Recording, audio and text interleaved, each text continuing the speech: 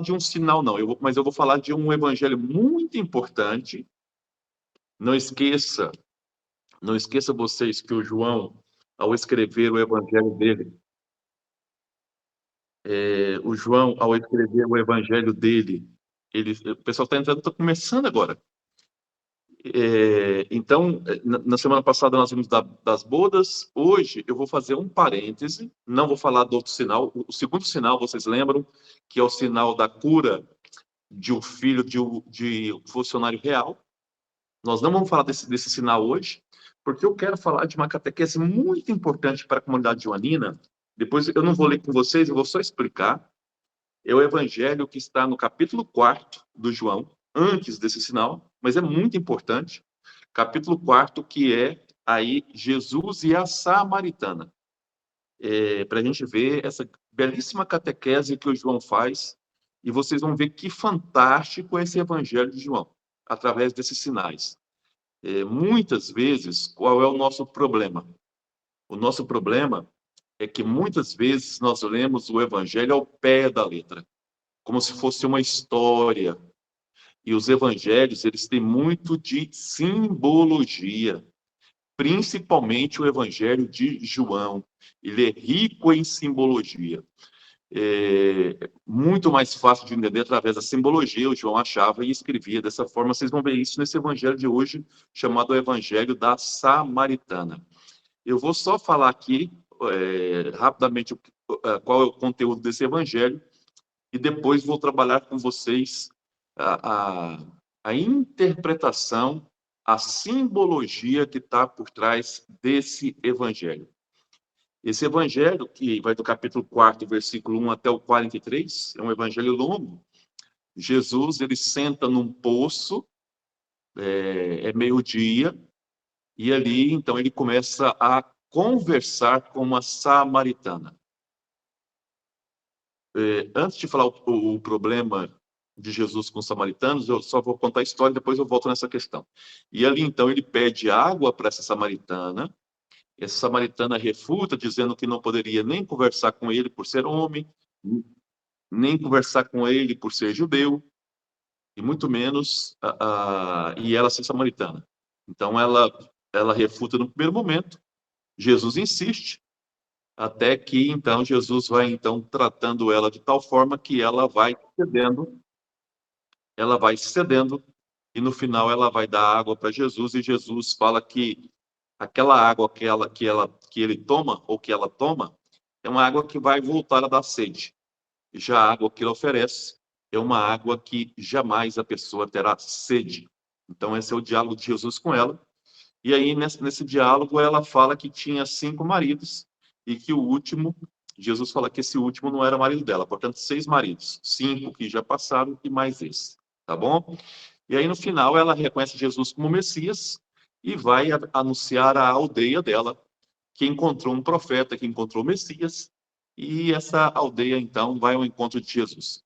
Então, eu vou trabalhar com vocês cada tópico desse evangelho, que ele é belíssimo, belíssimo. Vocês vão entender hoje quais são os objetivos do João quando ele está escrevendo. Vocês não podem, João, para quem está chegando agora, nós vamos trabalhar aí, estamos trabalhando aí o Evangelho da Samaritana no capítulo 4, tá? O Evangelho da Samaritana, capítulo 4 de João. O João, ele escreve interligando pontos. Então, eu não posso separar esse Evangelho da Samaritana, por exemplo, do Evangelho. Acabou de entrar aqui uma nova participante do grupo chamada Pablini. Tá? Depois a gente vai apresentando ela direitinho. Pablini, nós vamos hoje trabalhar um evangelho que é o Evangelho da Samaritana, está no capítulo 4, tá? Eu vou explicar esse evangelho. Você é nova, mas aos poucos você vai entendendo o processo que a gente trabalha. A gente não trabalha o texto literal, mas a gente faz um processo chamado exegese. Esse exegese é justamente tentar entender qual é a intenção do autor a escrever, tá? E o Evangelho do João, ele é muito rico em simbologia. Isso que eu estou explicando aqui para o pessoal. Então, esse Evangelho de hoje, da Samaritana, nós não podemos desvincular, por exemplo, daquele primeiro sinal que nós vimos na aula passada, que é das bodas de Caná. Então, esse Evangelho de hoje, Samaritana, está ligado diretamente àquele Evangelho. Mas só? Não. Também o evangelho do capítulo 3 sobre o Nicodemos. Vocês conhecem a história do Nicodemos que vai até Jesus. Jesus fala para ele que quem não nascer de novo, da água e do Espírito, não ressuscita. Então, são esses pontos. E o João também liga esse evangelho à cruz. Olha que riqueza que o João faz. O João pega esse evangelho da Samaritana, ele liga esse evangelho às bodas de Caná, ele liga esse evangelho ao Nicodemos, capítulo 3, que é um capítulo anterior, e ele liga esse evangelho a Jesus na cruz. Vocês vão ver isso bem claro hoje, tá bom? Vou devagarzinho para vocês entenderem esse evangelho. Primeiro ponto que nós vamos trabalhar aqui com vocês, Fabrício também entrando, estamos começando aí o evangelho da Samaritana, capítulo 4. O primeiro ponto que nós temos que entender nesse evangelho é que ele tem três dimensões. Três dimensões. A primeira dimensão, a gente chama ela de dimensão narrativa, que é a história, os personagens. Quais são os personagens que aparecem nessa dimensão narrativa? Jesus, a Samaritana, são os dois principais, os discípulos de Jesus e a aldeia da Samaria. Então, esse é o plano narrativo, a historinha que vocês leem. Muitas vezes, presta atenção que eu vou dizer aqui agora para ajudar vocês. Muitas vezes, nós lemos os evangelhos, essa parte narrativa, como se fosse a real. Ela não é a real. Ela é apenas uma mensagem que nós temos que entender. De novo, vou frisar várias vezes para vocês entenderem isso. A gente não lê o evangelho literalmente, como se fosse um livro de história. Nós temos que ler o texto e fazer aquele exercício que eu já expliquei para vocês várias vezes. Qual foi o contexto do autor, qual é a mensagem que ele quer passar, né, para o grupo. Então, o contexto, o texto e o pretexto, quais são os objetivos dele. Então, quando o plano narrativo desse evangelho é a história que Jesus conta, que o João conta. O encontro de Jesus com a Samaritana, tá bom? Mas existe um segundo plano, que é o plano simbólico. O que significa a Samaritana? O que significa os maridos dela?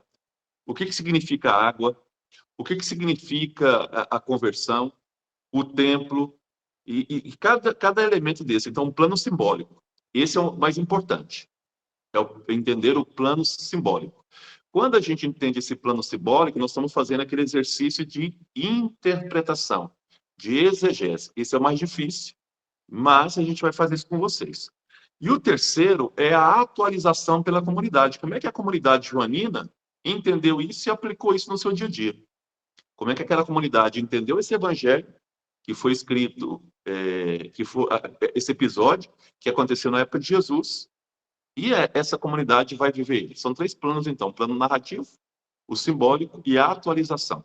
Essa atualização a gente faz até hoje. Quando a gente lê esse evangelho, como é que a gente atualiza esse texto na nossa realidade de hoje? Tá bom? Então, esse é o primeiro ponto importante para a gente entender. Primeira coisa que nós temos que entender aqui é que o João faz uma comparação entre essa mulher simples, ele chama ela de mulher, e aqui vocês já aprenderam, se o evangelho ou qualquer texto bíblico chama uma senhora de mulher, eu estou falando de casamento.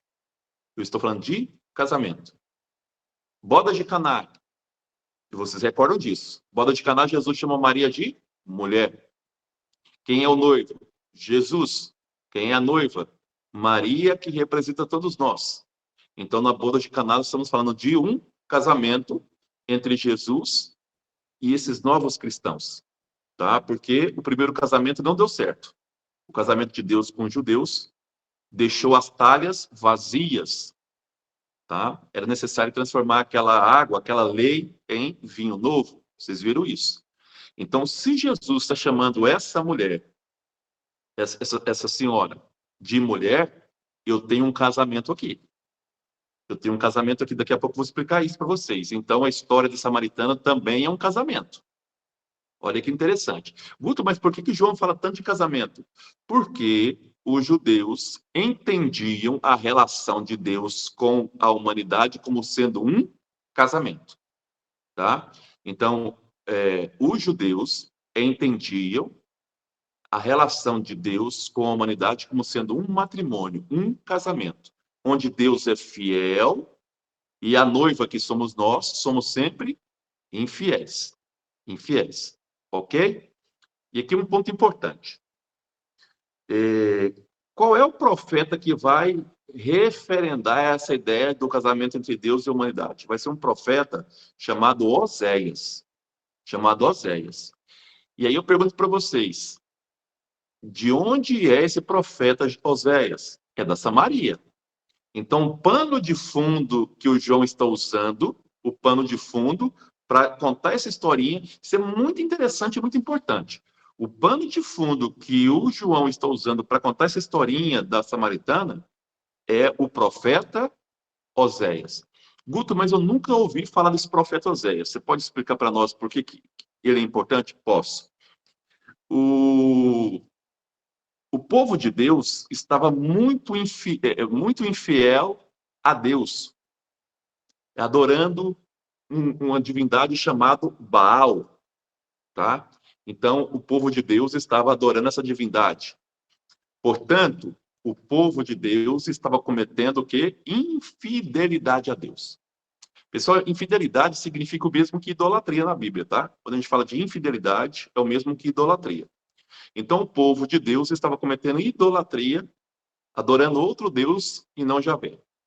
Nesse momento, Deus manda o profeta.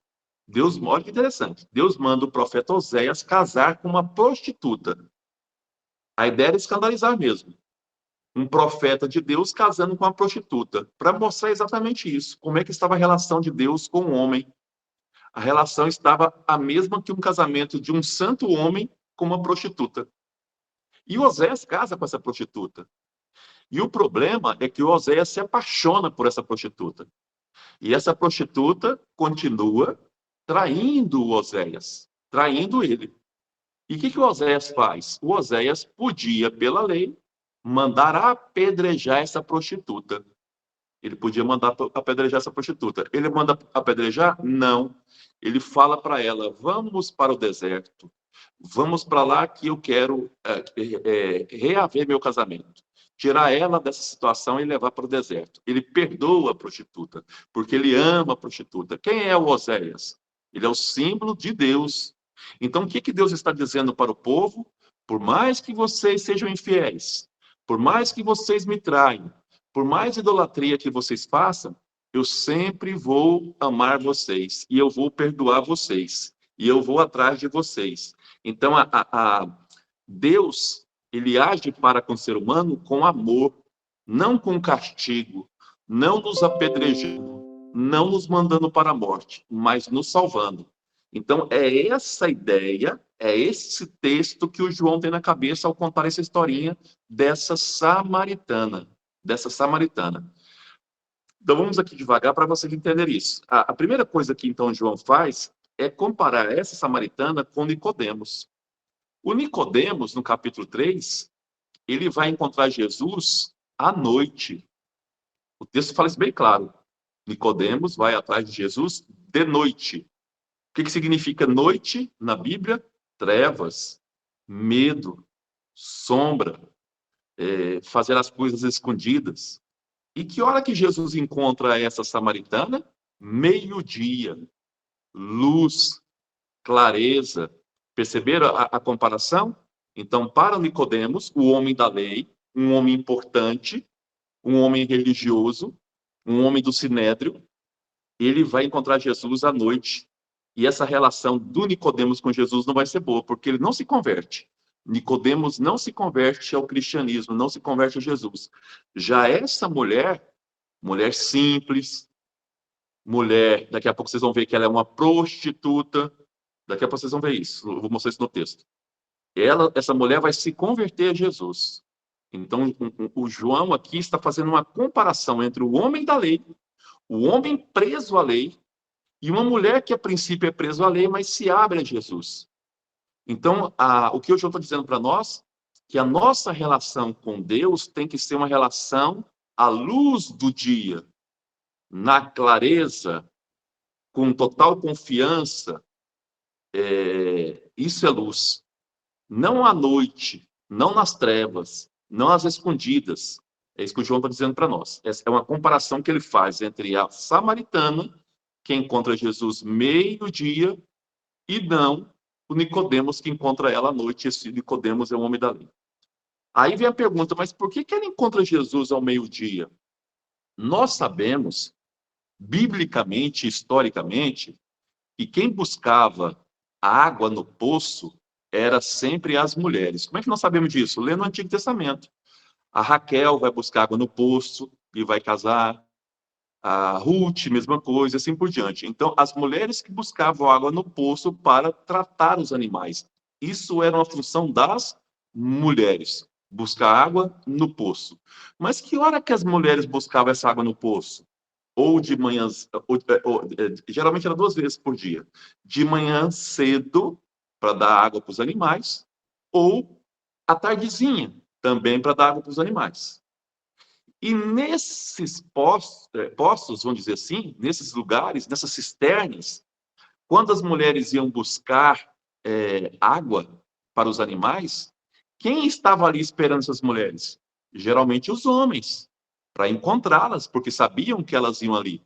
Então, esses lugares, essas cisternas, esses poços, eram lugares de encontros, de namorados, e depois viravam matrimônios, como o caso, falei para vocês, é da Raquel, da Ruth, outras mais na Bíblia.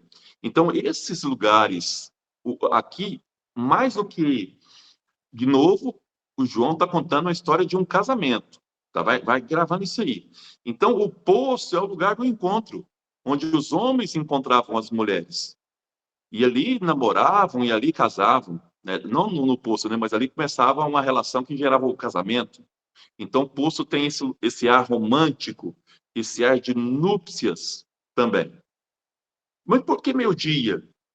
Alguns biblistas interpretam que essa mulher era prostituta, porque se ela não pode buscar água de manhã, é porque ela está dormindo. Se ela não pode buscar água à tardezinha, é porque ela está trabalhando à noitezinha. Trabalhando com o quê? Com prostituição. Então, os biblistas interpretam essa mulher como se fosse uma prostituta. Vocês vão entender o que é prostituta aqui, tá? Daqui a pouco vai ficar claro isso aqui. Então, essa mulher, ela é a representação da prostituta, daquela que comete idolatria. Lembra que o João está falando de uma relação de Deus com o homem. A infidelidade do Deus com o homem significa idolatria. Então, essa mulher aqui, ela é idólatra, vocês vão ver daqui a pouco. Se ela é idólatra, aqui a gente vai ler como se fosse prostituta, tá? Só para vocês entenderem o simbolismo, tá? O simbolismo. Vamos aqui um passo adiante. Então, já falei para vocês que a samaritana, ela vai no posto meio-dia. Meio-dia significa clareza em relação a Nicodemos, mas também o meio-dia representa uma outra coisa bonita que o João faz. Eu gosto mais deste João. O João, ele coloca essa mulher encontrando Jesus meio-dia. Meio-dia, na hora do judeu, significa a sexta hora. Sexta hora foi a hora que Jesus foi crucificado. Olha o que o João está dizendo, tá, para nós. Lembra que eu falei para vocês que o segundo livro é o livro da hora de Jesus? A hora é a cruz. Então aqui o João já está apontando para a cruz. O horário que Jesus encontra com essa mulher é a mesma hora que ele morre na cruz. O que o João está dizendo? Que Jesus morreu na cruz para salvar a todos nós que somos idólatras, todos nós que somos prostitutos, todos nós que somos distantes de Deus. É para isso que Jesus veio, para nos salvar. Então, João já está apontando nessa. Olha que lindo isso, pessoal, isso é maravilhoso. João já está apontando na história da samaritana a cruz. O que vai sair do lado de Jesus na cruz? Água e sangue. Água e sangue. O que é Jesus? Onde Jesus está? Numa cisterna, água. Os efeitos da morte de Jesus é produzir vida, porque a água e o sangue que sai do lado dele, água e sangue, são os dois maiores símbolos da vida. Sem água não há vida, sem sangue não há vida. Então Jesus veio para que todos tenham vida e vida em abundância. Mesmo nós que somos pecadores como essa mulher, como essa samaritana. Mesmo nós. Qual que é o pecado dela? Daqui a pouco nós estamos devagarzinho para vocês entenderem, tá? Estou dizendo que João vai apontando o evangelho dele para frente e para trás. Para trás em relação ao casamento da boda de Caná, para trás em relação ao Nicodemos, mas para frente a cruz, a hora de Jesus. Ele veio para dar vida por todos nós pecadores, por todos nós ainda que somos idólatras, prostitutos, idólatras aqui como símbolo da prostituição, tá bom? Já falei para você, tá entrando aqui, Suzana, já, estamos no Evangelho, Suzana, no Evangelho da Samaritana. E já falei para vocês que o João está usando o livro do Oséias, usando o livro do Oséias, porque o Oséias foi aquele que casou com uma prostituta, para mostrar para o povo de Deus, que esse povo de Deus estava cometendo idolatria, adorando o Deus Baal, tá? Então o João vai usar esse livro do profeta Joel. O nome da mulher do Joel é Gomer. Ela vai trair Oséias com muitos amantes. O que significa trair com muitos amantes? O Oséias está falando de uma traição de prostituição mesmo? Não. Pessoal, casamento. O que está dizendo é que a relação do ser humano com Deus é uma relação de prostituição. O ser humano adora Deus, mas adora também outras divindades. Nós somos diferentes? Vamos pensar. Nós adoramos só a Deus ou adoramos também o nosso dinheiro? Nós adoramos só a Deus ou também adoramos o horóscopo que nós olhamos todo dia para ver se vai chover ou não? Nós adoramos só o próprio Deus ou outras entidades? Então, é isso que o texto está dizendo aqui. Da mesma forma que o povo de Deus foi infiel a Deus, aqui o símbolo dessa infidelidade é essa mulher. Para quem não sabe, os judeus eles eram brigados com os samaritanos. Para quem já estudou comigo lá atrás, lembra que eu falei que o povo de Deus foi formado por 12 tribos, mas que 10 dessas tribos ficaram no norte, Samaria, e 2 ficaram no sul, né, seguindo aí o Salomão. 10 foram para o norte e 2 para o sul.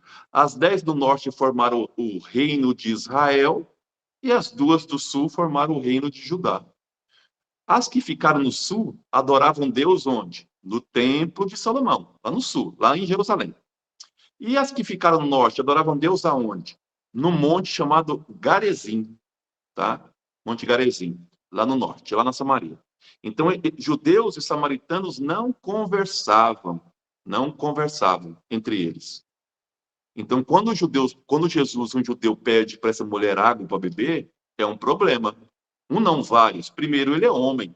Homem não pode conversar com mulher sozinha, tá? Isso pode causar morte para ele. Ele é judeu, não é samaritano. Outro problema, tá? Então, Jesus ali estava arriscando para salvar aquela mulher da idolatria que ela vivia. Guto, por que você está insistindo que ela é idólatra? Daqui a pouco eu vou explicar para vocês por que ela é idólatra nesse texto aqui.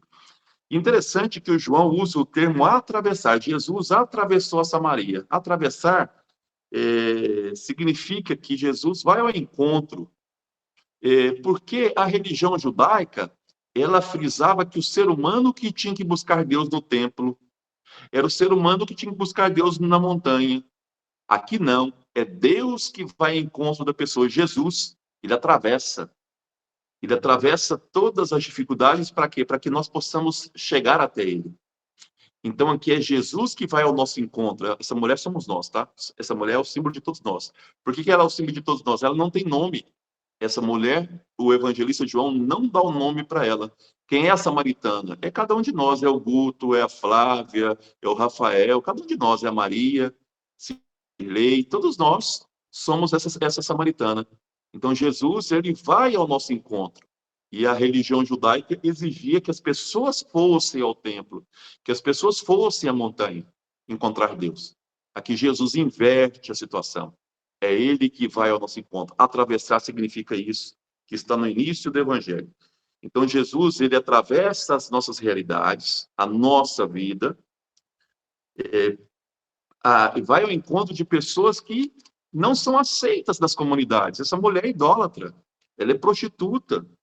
Então, muitas vezes, pessoas que são renegadas da comunidade, é ali que Jesus vai ao encontro dessas pessoas. Então, ele vai ao encontro daquelas pessoas que não são aceitas da sociedade. É uma mulher, olha o tanto que essa mulher é excluída. Ela é mulher, excluída. Ela é samaritana, excluída. Ela é prostituta, excluída.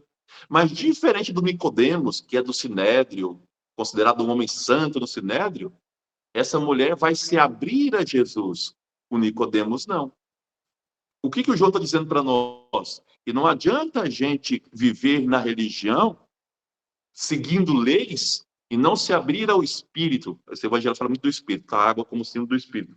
Porque são nas atitudes que nós somos religiosos. Não é no frequentar o templo que somos religiosos. Mas a nossa religião está nessa dimensão de se dar a conhecer por Jesus, uma experiência com Jesus. É isso que nos faz verdadeiros religiosos, tá? Então, eu já falei para vocês que o poço na cultura judaica era lugar de encontros amorosos. O João vai contar aqui para nós a história de um casamento, também, novamente. Mas também o poço, no Antigo Testamento, ele é símbolo da lei judaica. Ele é comparado, porque da lei judaica surge o quê? A sabedoria. É como se fosse um poço. O poço que leva à sabedoria. Então, aqui, esse poço é símbolo da lei judaica. Isso aqui é interessante. Então, Jesus ele senta no poço. O que significa isso? Que Jesus está acima da lei, está dizendo João. João está dizendo para nós que Jesus ele se coloca acima da lei. Ele está acima da lei. Não esqueça de ler o evangelho a partir da comunidade do João. O problema que ele enfrenta lá com os judeus. Então, João está dizendo para os judeus que Jesus está acima do poço, está acima da lei, está acima da Torá. Tá? Ele é superior a essa lei. E aí ele vai, senta, né, do poço, Jesus está acima dessa lei, da fonte, que é essa lei. E, em outras palavras, João está dizendo isso, Jesus ocupou o lugar da lei. A lei já não é mais importante. Lembra das bodas de Caná? O judaísmo já não é importante. O judaísmo está vazio. É necessário que a água, a lei, a água lá como símbolo da lei, se transforme em vinho, em amor, em festa, em nova relação com Deus. Vocês lembram da boda de Caná? De novo, João voltando aqui para as bodas. Então, João está dizendo que Jesus ele vai substituir essa lei. Tá? Por isso que ele senta. Tá? Ele vai ocupar um novo lugar nessa lei. E aí Jesus vai oferecer água viva. Voltamos à cruz de novo. A água que sai do lado de Jesus, água viva. O que significa essa água viva? O próprio Espírito de Deus, que é vida. Quem é que dá vida para o mundo? O Espírito. Quem é que gerencia a igreja? O Espírito. Quem é que nos dá vida para viver? O Espírito. Quem faz tudo florir? O Espírito que é vida. Portanto, a água viva que Jesus oferece é o seu próprio Espírito. É vida. É uma nova relação. Qual é o problema de viver a lei? Que João está dizendo. João está dizendo, por isso que Jesus fala para a mulher, se você beber dessa água, você vai ter sede de novo. O que significa isso? Todo mundo que segue a religião baseado em legislação, em lei, se sente culpado. Porque Deus sempre é maior do que nós. Se a gente só seguir as leis da igreja, a gente vai sempre se sentir culpado, porque Deus sempre é maior do que eu. Por mais coisas boas que eu faça, eu sempre vou me achar um nada diante de Deus. O João está dizendo para nós que Jesus vai nos dar uma nova água, que é o seu Espírito, uma verdadeira relação do homem com Deus, onde o homem não se sinta mais culpado, mas se sinta parte desse plano de Deus, se sinta parte do próprio Deus. Então, esse é o Espírito que Jesus vai nos dar. Depois o João vai dizer isso lá, o Paráclito, lá no final, que Jesus nos dá no dia de Pentecostes. Então, seja, essa água viva é o Espírito de Deus, é o Espírito da vida, é o Espírito que modifica a gente por dentro, não por fora. Eu não cometo adultério porque é pecado. Eu não cometo porque agora eu estou numa nova relação com Deus, de amor. Então é algo que me transforma, é algo que me converte. Não é a lei que me obriga a fazer as coisas, é o Espírito que me dá uma nova relação com Deus, o vinho novo, tá? O vinho novo, a água, o vinho, que nós já vimos isso nas outras aulas com vocês, na última aula com vocês, tá? Então aqui o João está antecipando Jesus na cruz, do lado dele. Quais são os efeitos da morte de Jesus? Quais são os efeitos? Água e sangue. Água e sangue como símbolo da vida. Onde tem água e sangue, tem vida. E qual é o sinônimo de água e vida? O Espírito Santo, o Espírito de Deus, tá? Que vai nos fazer novas criaturas.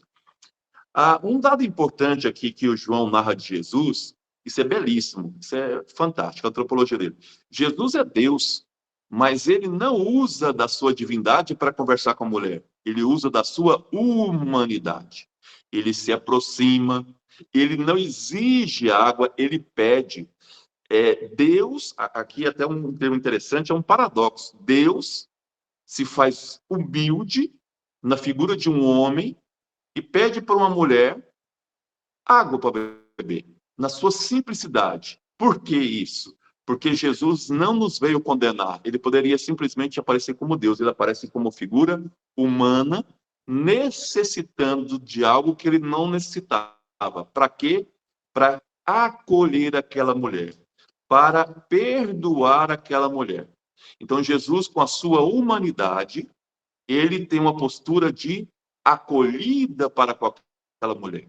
Ele não necessitava nem daquela água, mas ele coloca-se de forma humilde para conversar com aquela mulher, para resgatar aquela mulher. Aqui lembra de novo Joel. O Joel podia mandar matar a mulher dele porque era prostituta. Joel mandou matar a mulher dele? Não. Disse para ela: eu te amo, vamos para o deserto, eu quero resgatar o meu casamento. A relação de Deus com o homem é uma relação que não nos quer condenar, que não Joel nos quer ou matar, Oséias? mas quer sempre nos converter.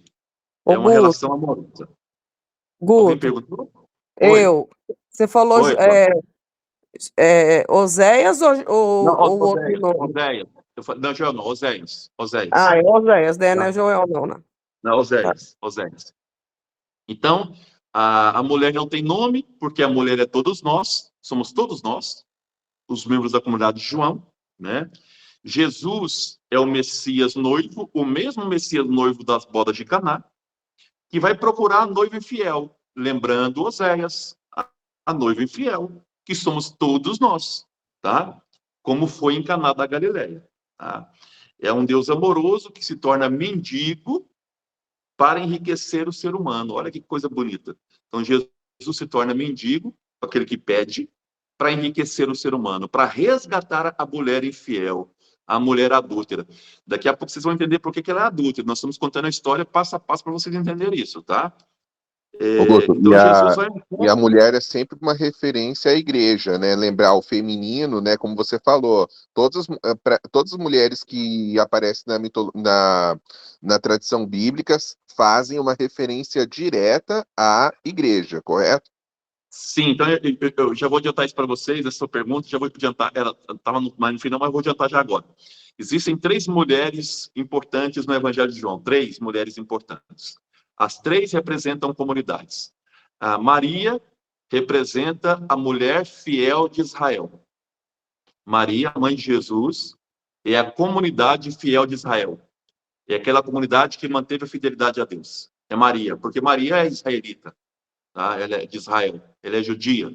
Então, Maria é a noiva ou a comunidade fiel de Israel. Ok? Essa é Maria. A samaritana é a noiva infiel, é a comunidade infiel de Israel. Tá? A samaritana é a noiva infiel de Israel, colocando Israel como turma, é samaritana, tá? De Israel. É a comunidade infiel. Existe uma outra mulher chamada Maria Madalena. Maria Madalena, ela é a nova comunidade. É para ela que aparece a ressurreição. Então, Maria Madalena, e as três, o Evangelho de João chama de mulher. Mulher é esposa. Maria é chamada de mulher. A samaritana é chamada de mulher. E a Maria Madalena, na ressurreição, ela também é chamada de mulher. Maria Madalena é o símbolo da comunidade cristã. Ela é a nova comunidade.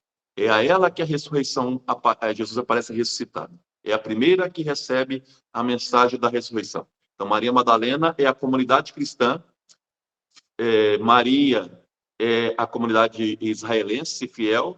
E a samaritana, a comunidade israelense e fiel. São essas três mulheres, esposas, comunidade, nessa sua fala aí. Só para ficar clara essa questão. Vamos adiantando aqui para a gente ver onde está a questão da prostituição dessa mulher, para vocês entenderem. Quando Jesus começa a conversar com ela, ele fala: se você conhecesse o dom de Deus, você que me pediria água. Conhecer aqui significa ter experiência com Deus, não é conhecimento intelectual, não, né?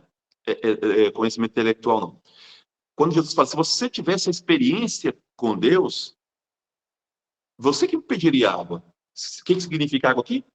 Justamente essa nova relação, esse novo espírito. Porque essa água que você está bebendo, desse poço, essa lei judaica, não te sacia. Você pode beber a lei, você sempre vai se sentir culpada. Sempre vai sentir, você sempre vai trair Deus. Porque a lei não te garante uma relação profunda com Deus.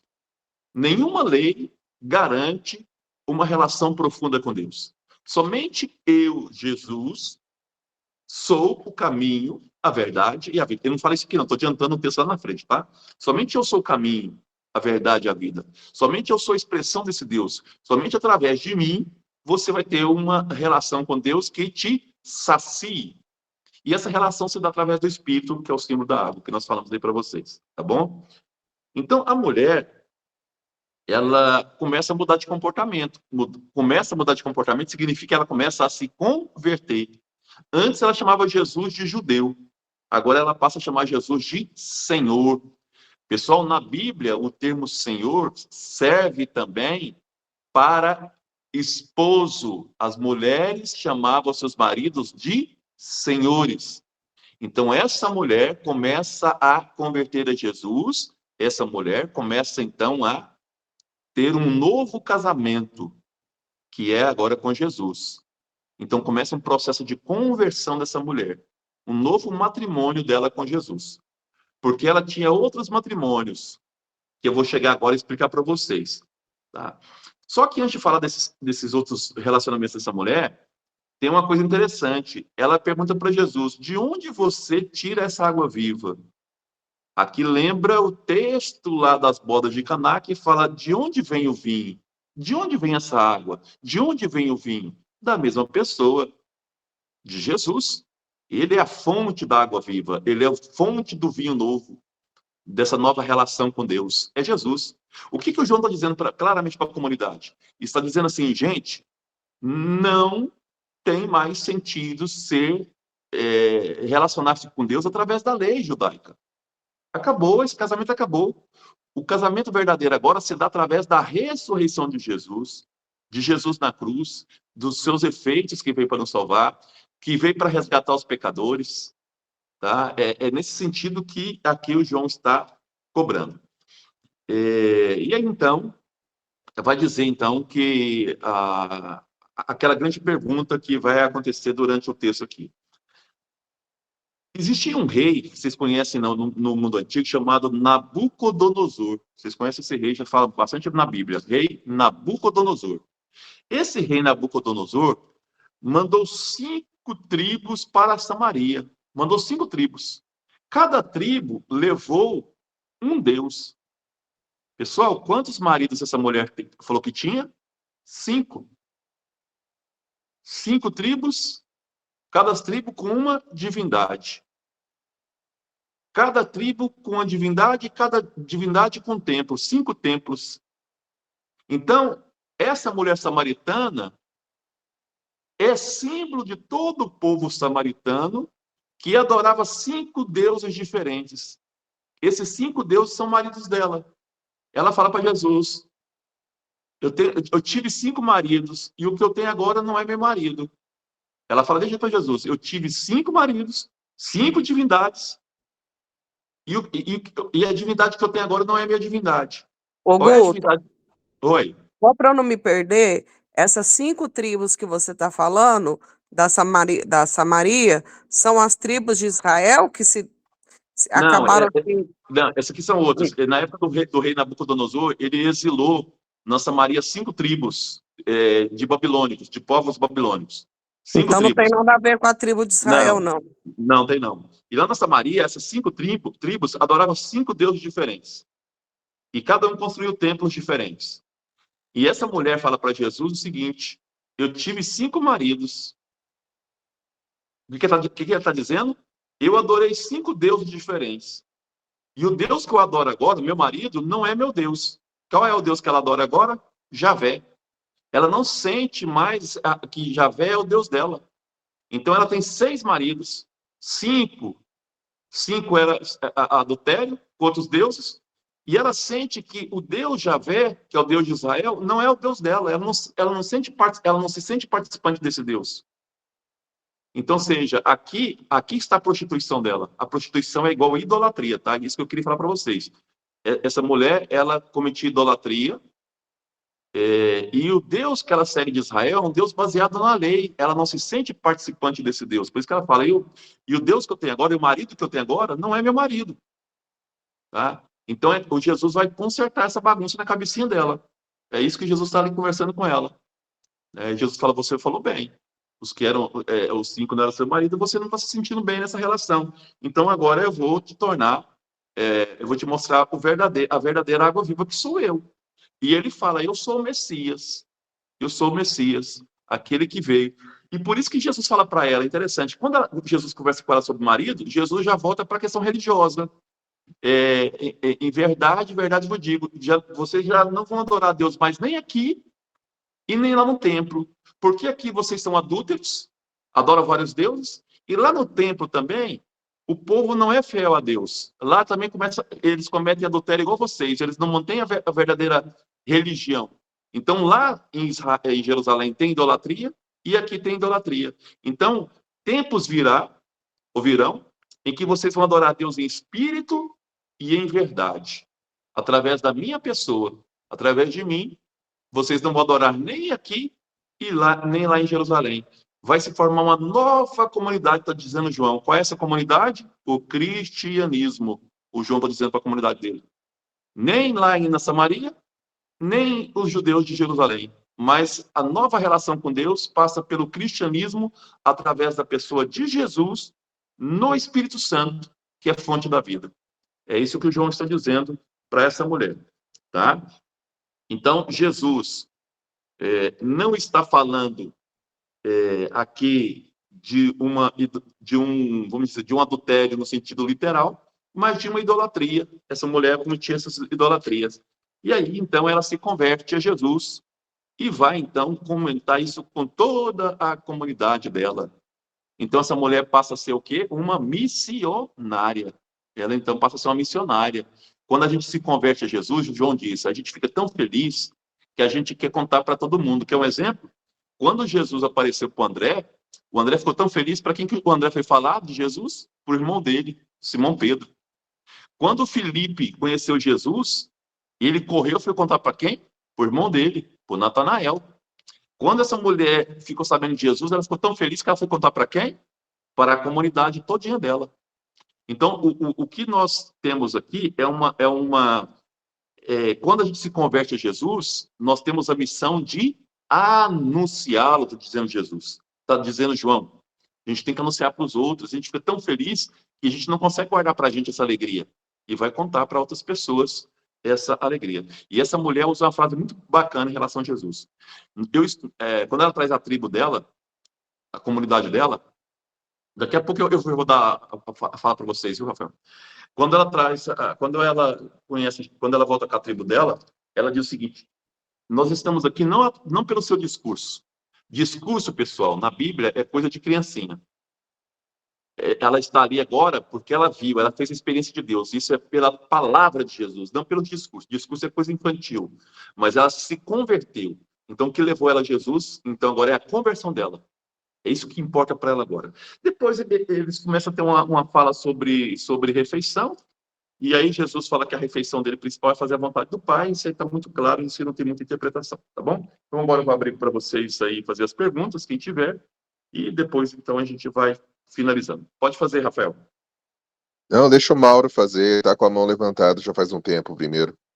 Oi, Mauro, é porque eu não vi aqui. Não estou escutando o Mauro. Mauro. Oi, não, então Ótimo. eu expliquei errado, então. Não... Tá, então vai lá, Rafael. Ô Guto, então, sobre essa questão do... Quieto? Desculpa os cachorros aqui. A questão do entusiasmo, né, que as pessoas têm depois que passam pelo processo de conversão, né, me fez lembrar de uma passagem. Só um minutinho. Pronto. O processo de conversão, né, um entusiasmo que isso gera nas pessoas, me fez lembrar que quando o próprio Cristo, quando ressurgiu, né, ali da tumba, me fez lembrar que ele próprio, as mulheres queriam já anunciar o retorno dele, mas ele falou que era para elas esperarem, ou seja, também um processo de conversão, né, Guto? Que assim, ele falou que eu sei que vocês estão entusiasmados para me anunciarem, mas espera um pouco que ainda não é chegada a hora, né? É um pouco dessas Isso é mulheres bacana passarem pela conversão, né? Isso é bacana porque geralmente quando a gente tem contato com Jesus, a gente cria um entusiasmo, e esse entusiasmo pode esfriar, e você precisa ter uma maturidade. Essa maturidade é a conversão. Porque as primeiras dificuldades pode tirar de novo do caminho de Jesus. Então ele sabe disso. Jesus sabe que todo ser humano, o primeiro sinal que ele tem de Jesus, com Jesus é o entusiasmo. Pelo Brasil, aí começou agora um tal de acampamento de jovens na Igreja Católica. Esses jovens, eles ficam doidos quando eles voltam desse acampamento. Mas o fogo deles dura uma semana.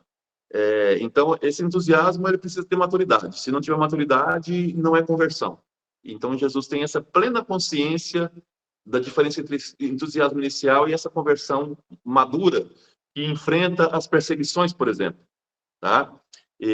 Essa semana, eu até postei, vocês viram aí, eu fui visitar uma catacumba aqui em Roma, e nessa catacumba eu estava dizendo para a irmã, eu falei, só tem noção que nós estamos dentro de um lugar que vamos dizer assim, selou a nossa fé, quer dizer, pessoas que morreram em nome de Jesus, e hoje nós estamos aqui, quer dizer, é isso. Essa conversão que leva pessoas a dar vida por Jesus. Então, é outro momento. Agora, eu quero, principalmente quem está chegando agora, com a Blinda e outras pessoas também que estão chegando agora, entender essa questão do João. O João está falando de uma relação de casamento. Ele falou isso nas bodas de Caná. Ele fala, ele faz um pouco esse levantamento com Nicodemos, e agora ele volta a falar isso com a samaritana. Qual é o casamento? O João está dizendo o seguinte: o casamento que existia entre Deus e o judaísmo foi para os ares, já não tem mais sentido. O novo casamento tem que se dar através de Jesus Cristo. E Jesus Cristo, por que esse relacionamento com Jesus Cristo é o verdadeiro relacionamento? Porque não é baseado em lei, mas em questões internas, em conversão interna, coisas reais que geram vida, né, a relação com Deus que não depende de lei para dizer por que eu não posso fazer isso ou não fazer aquilo. Eu não faço porque eu sou cristão. Né? Eu não preciso de uma lei para dizer que eu não posso matar. Eu não mato porque eu sou cristão. Não preciso de lei me dizendo que eu não posso matar. Não preciso de uma câmara focada em mim para dizer que eu não posso roubar alguma coisa ou não posso colar na prova. Eu não faço isso porque eu sou cristão. Então, essa é a verdadeira conversão. É conversão que gera vida. E o mais interessante, de novo, eu friso, é a pedagogia de Jesus. A pedagogia que nós muitas vezes ignoramos. Muitas vezes a gente quer chegar nos outros com autoridade, achando que nós somos melhores que as pessoas para convertê-las. Jesus, sendo Deus, se fez humilde, pede água para uma mulher que não podia dar essa água para ele. Mas para que Jesus fez isso? para acolher aquela mulher, para acolher. Então, essa acolhida que Jesus faz a essa mulher é maravilhosa. É uma questão de misericórdia. Deus sabe que nós somos pecadores. Ele nos acolhe e não vem para nos condenar, para nos colocar para ser lapidados, mas para nos salvar. Mais alguma pergunta? Ô, Guto, me desculpe, não era. Ô, Mauro, me desculpe aí, não é que pra mim aqui só apareceu um M, eu deduzi que era você, mas na verdade é a Maria que estava na minha frente. Tá bom? Só corrigindo. Oi, Maria, quer falar? Flávio. Oi, Maria. Só que tem que abaixar o volume, senão... Ela vai baixar, que estamos vendo com 2 celulares perto. Ah, tá. Deu? Tá. Você Pode falou falar. na palavra atravessar. Você ainda falou que Jesus atravessou para ir ao encontro dos mais necessitados, correto? Uhum. E Isso. nós, até hoje, não compreendemos isso, que temos que ir atrás dos mais necessitados. Ao contrário, assim como eu, muita gente, nós temos essa postura preconceituosa com os mais necessitados ou com os diferentes. Agora, o que fazer quando o próprio ministro ordenado não vai e tem essa postura? Ah, sim, mas o próprio Papa Francisco tem dito isso. Aí nós temos que abaixar um celular, tá? Tá dando um microfone. Tá. Essa semana o Papa Francisco, inclusive, escreveu sobre isso, dizendo que muitos padres precisam pedir perdão pela forma que eles tratam o povo, da forma que eles se dirigem ao povo. Então, todos nós estamos nesse processo de conversão, seja o padre, seja o bispo, seja o papa. Então, esse processo de conversão permanente. E o atravessar aqui também nos lembra o povo judeu que atravessou o Mar Vermelho, o povo judeu que atravessou o deserto, que saiu do Egito, né? Então, tudo isso lembra também. E interessante que Jesus se denomina nesse evangelho da Samaritana, sou eu. Sou eu é um termo para dizer eu sou Deus. Tá? É um termo para dizer isso. Flávia, pode falar. Eu queria saber se essas passagens têm nos evangelhos sinóticos ou se João está fazendo só uma prefiguração dessas passagens ou se elas realmente existiram. Não entendi a primeira pergunta, qual que é? Eu queria saber se essas passagens da boda de Caná, da Samaritana, do Nicodemos, se elas existem nos outros evangelhos, ou então João está usando ela como uma prefiguração, como algo que não aconteceu. Só o João que tem, só tem no Evangelho de João, nas outras não tem, não. O João está preparando, lembra que nós falamos que o Evangelho de João é dividido em 2 livros, até o capítulo 12, versículo 50, o livro dos sinais, e depois o livro da glória. O que o João está antecipando a morte e a ressurreição de Jesus. Mas Todos isso esses são sinais, prefigurações ou realmente existiu? não, prefigurações, são simbologia. Tá bom. São simbologia. Tá? Não são coisas reais, são simbologias que o João está contando. Ok? Lógico, alguma coisa aconteceu, outras são simbologias. O caso da Samaritana é uma simbologia. Ok. Ô, Guto, essa Bom? samaritana é uma mulher chamada Marta que aparece na Bíblia? Só para confirmar. Não. O João não dá o nome para ela. O João quer dizer que a Samaritana somos todos nós. E a Marta não tem, assim, você falou que são 3 mulheres, a Samaritana, a Maria e a Maria Madalena. Sim, A Marta não tem algum comunidade. papel aí dentro também? Não. Ela é outro caso. Nós vamos falar dela depois, quando for falar da questão do... Está muito alto, a gente está com... Quando for falar da questão da ressurreição do Lázaro. Oi, Flávia. Eu queria saber por que todo mundo fala que Maria Madalena foi prostituta. Não, o Papa... Maria, só lá bate um pouquinho o celular. O Papa Gregório I, ele equivocou-se. Está dando microfonia, é isso mesmo. O Papa... Deixa eu ver se eu consigo enxergar aqui. Não estou escutando nada, porque nós dois estamos ligados. Não, porque agora estou escutando. O Papa Gregório I, ele tratou Maria Madalena como se fosse a Maria que enxugou os pés de Jesus naquela cena, como se fosse uma prostituta. Não tem nada a ver, foi um erro dele. Já falei para vocês que Maria Madalena, segundo o Evangelho de Lucas, capítulo 8, Maria Madalena, ela era uma rica mulher que ajudava Jesus no seu projeto. E Guto, da onde que vem essa tradição, na tradição, essa praticamente uma teoria da conspiração que afirma que foi usado depois, que foi imortalizado no Código da Vinci, só para esclarecer essa dúvida, onde que surgiu isso e com que cabimento que eles utilizam para encabeçar essa teoria que é apresentada, por exemplo, em teorias como, por exemplo, Código da Vinci, essas coisas assim. Onde que começou tudo isso? Primeiro, essa ideia de que Maria Madalena tinha sido a prostituta. Isso foi um erro do Papa Gregório I no século VI. Depois, que como ela é a única mulher que aparece como discípula de Jesus, aí começou essa invenção, essa criatividade, dizendo que ela teve uma relação com Jesus e teve filho. Mas não tem nenhuma comprovação disso, nenhum documento, nenhum evangelho, nem apócrifo aparece isso. Isso é muito mais da criatividade, que inclusive faz com que Maria Madalena vá para a França. Até hoje tem lá uma igreja em que está enterrado Maria Madalena na França. Isso nós falamos na história da igreja como lendas que são criadas pela população e que passam aí, viram, entre aspas, verdade, mas que não são verdades, né? A gente sabe que Maria Madalena, nenhum dos corpos dos apóstolos, nem mesmo Santiago de Compostela, que a gente faz aquela peregrinação, a gente sabe que ele não está ali.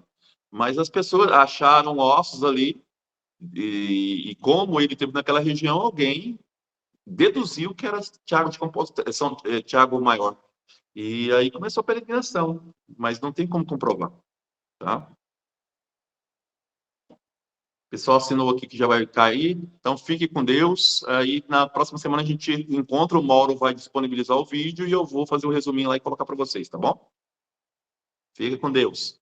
Até mais. Tchau, Tchau. fica com Deus. Amém, boa noite. Tchau, boa noite.